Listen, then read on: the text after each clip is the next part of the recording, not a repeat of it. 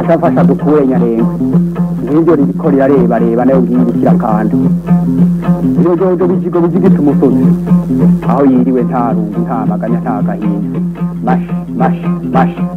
mash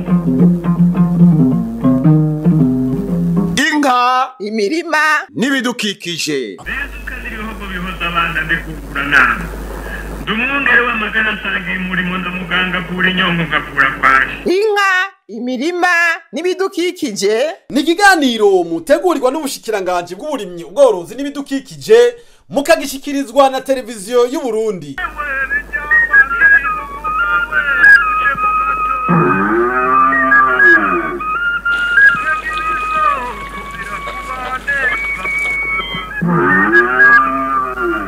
turime tworore kijambere Tubungabunga ibidukikije.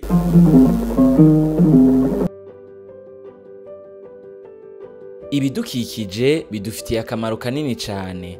Kubw'ivyo kubikingira biraba umurundi wese kuko ingaruka mbi ziva kwihindagurika ry'ibihe zidukora ko twese. Ibidukikije ni karahara mu ruganda ntibacure kuko ibidukikije bihungabanye ntiturima ngo twimbure cyo ni kimwe kinaca murazi habaye imyuzure murabona ibibiko biradushikira za Gatumba mbaba ikiyaga usanga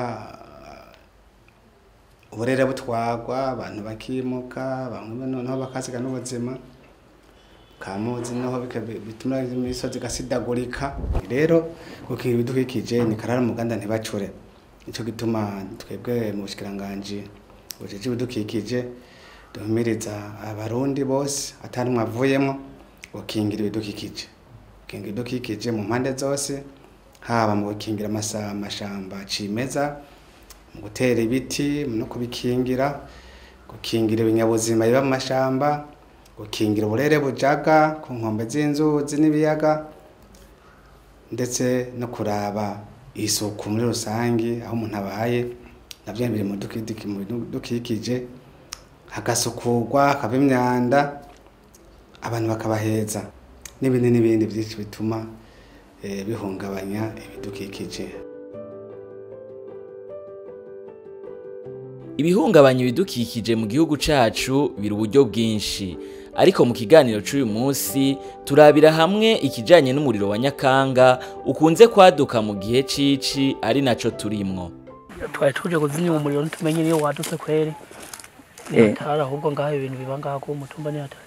Ntibyari biherutse byahora biba mu myaka nk'ibiri yari iheze mugaro ko ntavyari biherutse. Abantu basigaye baturira imiriro kweri ubuye ivyo bintu no kubahanura bakahindura ingendo kuko ibi bintu byarataye igihe byari byakera naho nyene kera naho nyene ntibyari bibereye kubera bironona ibidukikije. Umuntu aturira umuriro wa Nyakanga mu imisi abari ko arahungabanya ibidukikije abantu gituma baturira turabona ko zoba ari ubukozi bw'ikibi kuko buntanka zikiva mu mpongoro nkazurira mu mpongoro abantu bagiturutsa yaho botuma barondera imiyongo ubu n'abantu bagiturutsa nkazurira mu mpongoro. Leta no kudufasha nyene kazirahana abantu bafashwe igahana abantu bakora ibi bintu kuko ibi bintu byarataye igihe ikaturirwa n'abantu b'inkozi z'ibibi nibo bahaturira.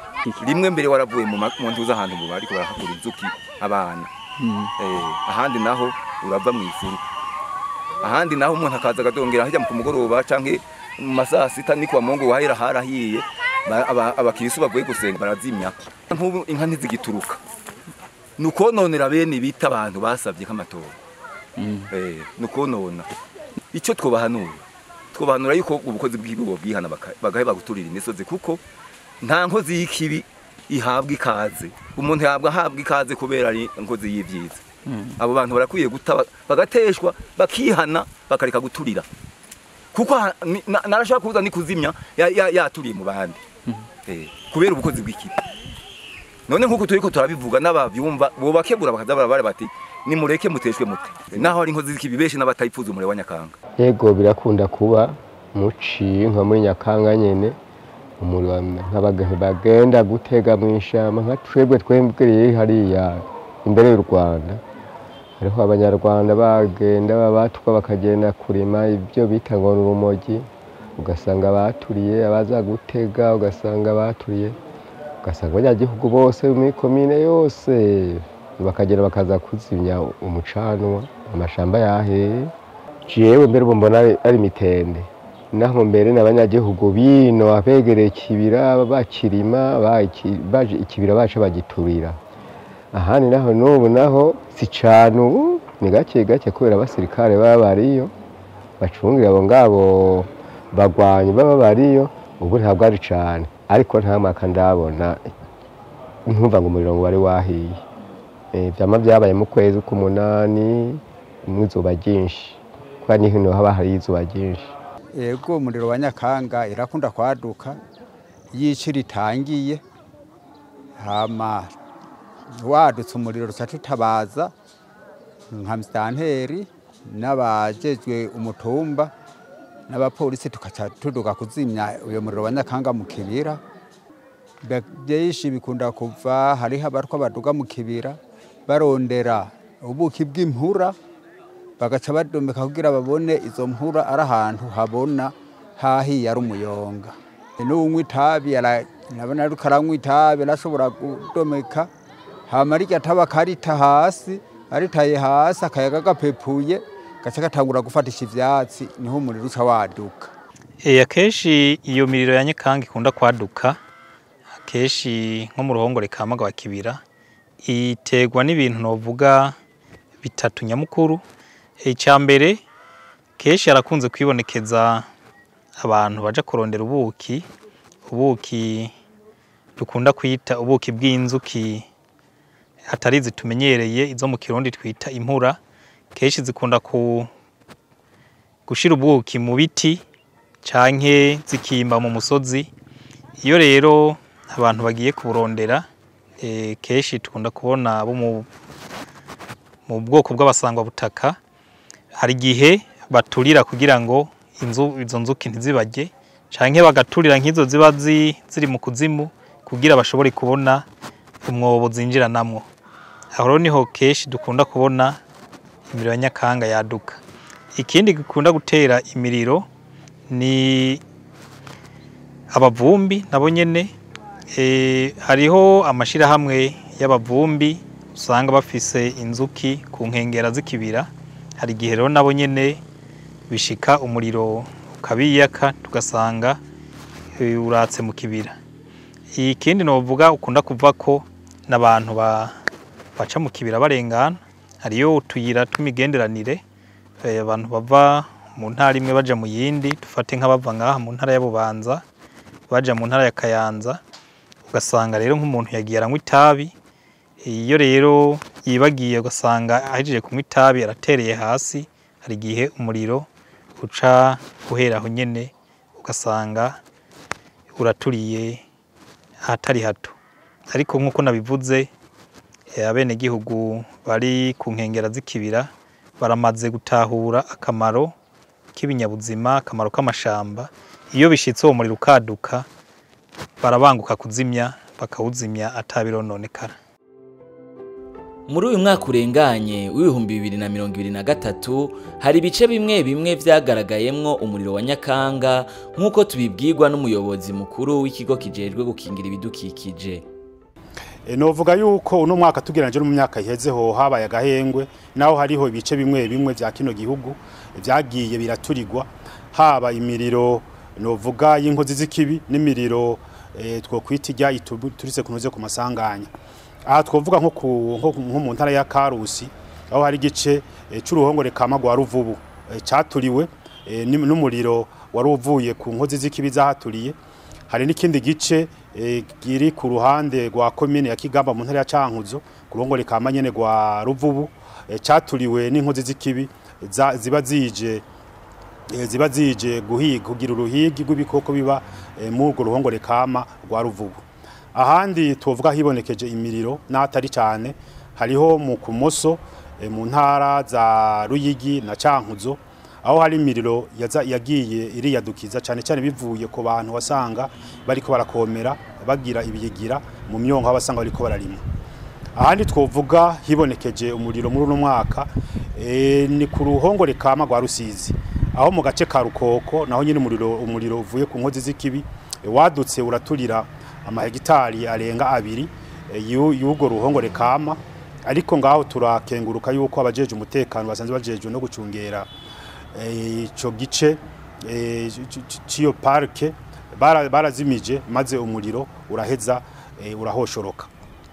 Ahandi haro nk'ibice bito bito by'igihugu usanga ari nk'abana yo bavuye kurahura canke bajye usanga bagira ibiyigira ibikomero, naho tuzi yuko umushikana bw'itukuje n'ubworozi ivyo bintu babibuza, usanga barinze ku mategeko, maze iyo haje nk'agashururugwi ugasanga karatwaye umuriro urarandagasa igice kitari gito cisi ndimwa mbere n'icishamba.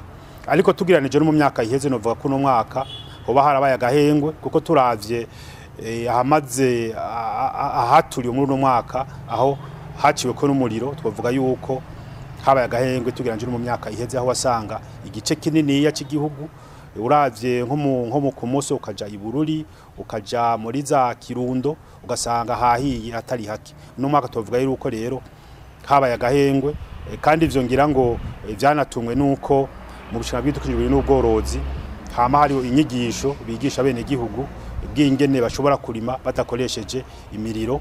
Mbere n'abajeje intwaro muri zijya nama z'umutekano baba ariko baragirisha cyane cyane mu gihe mu ntango z'ici baba ariko barahimiriza abene gihugu yuko kizira kiziririzwa yuko basora umuriro, mbere n'ugize ngo arafatwa agaheza gahano. Kuri aho hose rero hibonekeje imiriro, twaragize amatohoza dufatanije n'inyemera mabi, ariko nta kintu kinini ya twatoye, kuko henshi wasanga naho umuriro wadukiye ugasanga ntihegereye umuhana w'umuntu kugira dusubire gufatira ko turayuko ari umuntu iba yahaturiye. Ivyo bikerekana ruko rero ari imiriro iba yaturiwe n'inkozi z'ikibi ziba takini zirota atari gushaka gutera ubugaragwa mbere no guhungabanya ibidukikije ngaha mu gihugu cyacu. Ubushikiranganji bw'ibidukikije uburimyi n'ubworozi buhamagarira abantu kwitandukanya nako kabi kabishe, kuko biramaze kugaragara ko no muri uyu mwaka w'2024 hari amashamba amaze guturirwa. Abantu biha guturira amashamba bajya rero nabononye mbere no bitabasi b'igihugu, kuko ufashe nk'igitara cyatewe ku mamiliyoni n'amamiliyoni kagihereza umuriro, urumva yuko nta butane n'umwasi w'igihugu. Arumvise hamwe ko batangaye guturira, ariko rero aha twaca dufata kano kanya duhanure abene gihugu bose muri rusange, na cyane abantu begereye ahantu hari amashamba cimeza n'ibiti byatewe. Tubasabe bave ibuzimu baje ibuntu, bakingire amashamba, bakingire ibiti byatewe. Ni kuneza yabo, ni kuneza y'abarundi, ni kuneza y'Uburundi. Badufashe rero amashamba bayakingire, barihe kuyaturira. Genda gishimikira ko turi mu gihe cici, nico gihe twabonye ko abarundi cyane kandi ashize nayo cyane hariya za Kumoso, za Ruyigi, za Cankuzo, hariya za Bururi, za Mavyavyanda, hariya za Makamba barakunze guturira. Tubasabe bavyirinde ku neza yabo, ku neza y'igihugu no ku neza ruvyaro kwabo. Twibukanye ko amashamba afitiye akamaro kanini ikiremwa muntu, eka mbere n'igihugu.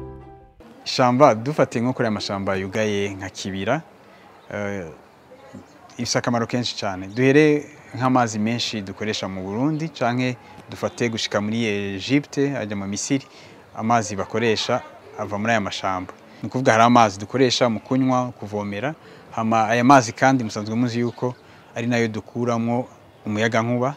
Kenshi mu Burundi ni umuyaga nkuba urugomero runini rwo mu Burundi ruva ngaha mu ishamba, n'izindi ngomero zariko zirageragezwa kubakwa ziva ngaha mu ishamba. Hama ishamba rirafasha, sinzi ko mwumva nkaha turi mu mwanya heze haguye imvura, sinzi ahandi mu Burundi ho habonetse imvura muri iyi minsi, mugabo ni rimwe mu bituma iyo mvura igwa neza ko twabyifuza. Hama bigaca binatuma rikinga cyane iyi ngaruka mbi zihindagurika ry'ibihe. Hama ikindi naco ishamba harimo ibindi binyabuzima bishobora kuryohera ingenzi ingenzi ishobora kuza kuraba kugira zitanga amahera. Amashamba menshi ibihugu byinshi nka Kenya na Tanzania mu mahera byinjiza amahera mvamakungu yinjira menshi ava muri ivyo bijanye no gukingira amashamba n'aba izo ngenzi ziza kuraba. Twebwe ikibira akamaro cyatumariye ini wacu ntitubura imvura n'umwanya na mutoya. Urumva twebwe hashaka habe mucaraza ubunyanyaga kubera ikibira. Ari kubugaragwa ntago twobona imvura. Ntago tworima ngo tweze. Niyo mpamvu rero ikibira twebwe dukwiye kucyubahiriza ku buryo burambuye. Ikibira cyabifitiye akamaro kanini cyane. Turaronka akayaga keza, turanka akavura, ntabwo indimo zacu zikunda kuma. Turakura rero udukwi n'utundi tuntu nk'utuboga nk'utundi uretse ko bibujijwe. Ikibira kidufitiye akamaro kanini cyane kuko ikibira nico kituma tubayeho neza nk'igihe c'imvura. Ikibira kidahari imvura nibaza ko tutoyironka kugira dukore ibikorwa byacu. Ikibira ntigifitiye akamaro twebwe banyamusigati gusa, kidufitiye akamaro twese kuva ngaha gushika epfo mu kiyaya. Ni kuvuga kiradufitiye amazi menshi, ayo nayo harimo amazi meza tunywa kandi turayakoresha gushika iyo atari abayakeneye bakayaronka. Kandi turayakoresha no kuvomera imirima yacu na cyane cyane hariya mu kiyaya c'Imbo. Kandi bituma turonka akayaga keza. Ishamba rituma hajya nyene mu ishamba haguma kabombera, mbere ndetse muraba nuno mwanya murabona ko hariho n'ibicu.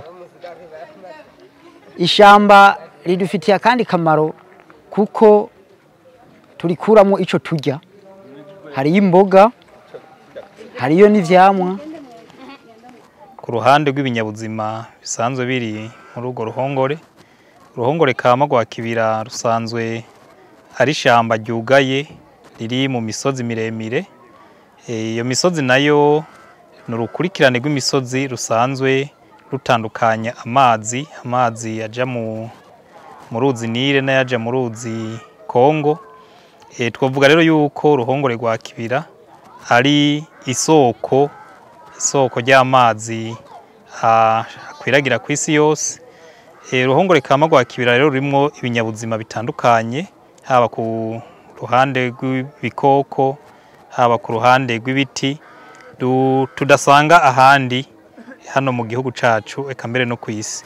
Hano uvuga cyane cyane nk'igikoko c'imamfu gisanzwe kitagwiriye cyane ku isi, kiri no mu bikoko novuga ko biriko birahona ku isi. Mu ruhongore kama rwa Kibira impamvu zirahari kandi ku rugero runini. Ku ruhande rw'ibiti novuga cyane cyane igiti c'umuremera, ubushakashatsi bwerekanye yuko ico giti kivura ingwara nyinshi, harimo cyane cyane ingwara ya kansere ya prostate. Novuga rero ko ruhongore kama rwa Kibira rufitiye akamaro kanini igihugu na cyane cyane abene gihugu bari hafi y'ugo ruhongore. Twomenya rero ko iyo amashamba turiwe ingaruka mbi ziba nyinshi. Ingaruka mbi ziterwa n'imiriro. Bwa mbere hoho ibinyabuzima biri muri ugo ruhongore birahungabana. Ko bwa mbere ibinyabuzima biba mu mashamba, ishamba dufata ko ari nk'inzu yavyo. Iyo rero bishitse hagasha urumva ko iyo nzu yavyo iba ihiye, birahungabana, bimwe bigahunga. Kiretse ko hariho n'ibihasiga ubuzima ugasanga birapfuye. Ikindi novuga nuko iyo ahantu hakunze gusha cyane kenshi usanga habonetse ubugaragwa, ugasanga ibiti byari bihari canke ibyatsi byamera aho hantu kubera ko babiturira cyane. Ntihakunda kuboneka imbuto zica zisubira kumera, usanga hadutse ubugaragwa canke hakamera ibindi biti bitari ibisanzwe ari byaho. Gutyo rero ntibiheza ngo bikure neza kubera ko babigiye mu kibanza kitari cavyo. Baturiye amashamba nk'icambere dushobora guca tubona nibijya byose bica biduga ni byose biduga bica biza konona igisenge cya gisenge nacyo tucononye ni hamwe hacakurikira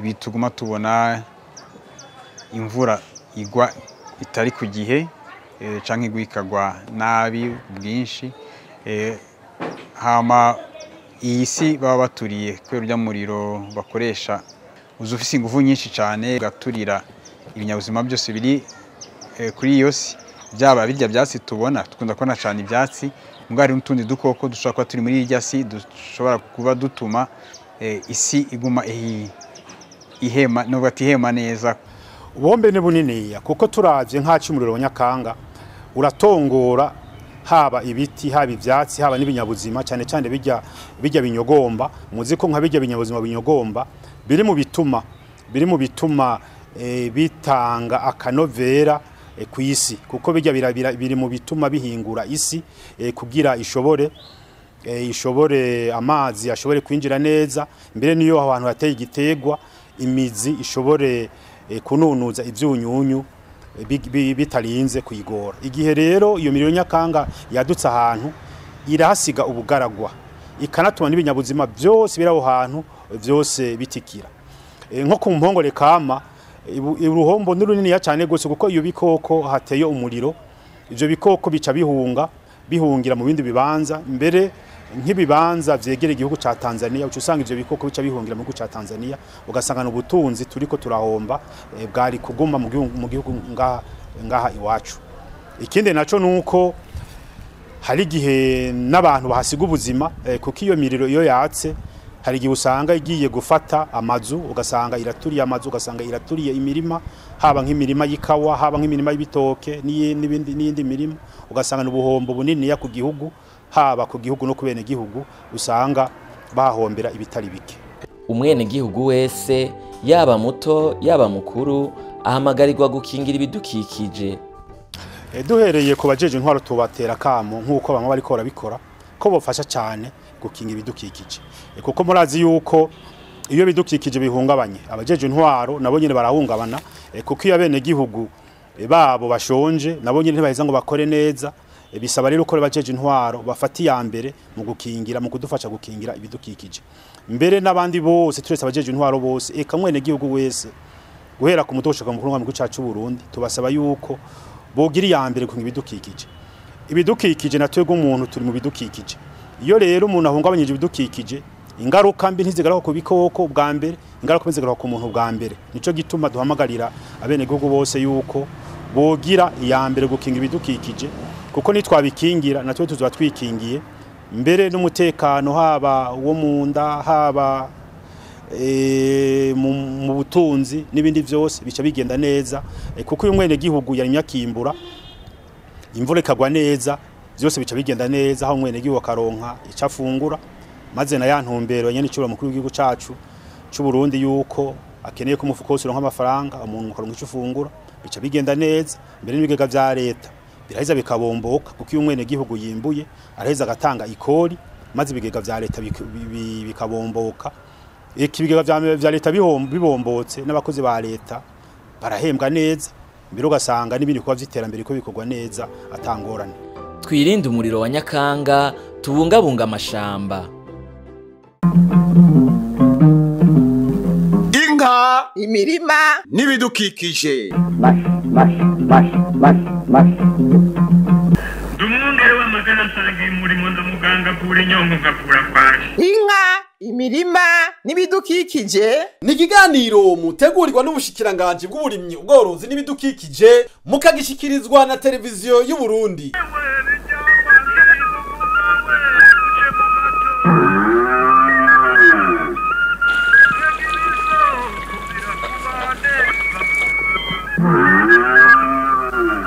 turime tworore kijambere tubungabunga ibidukikije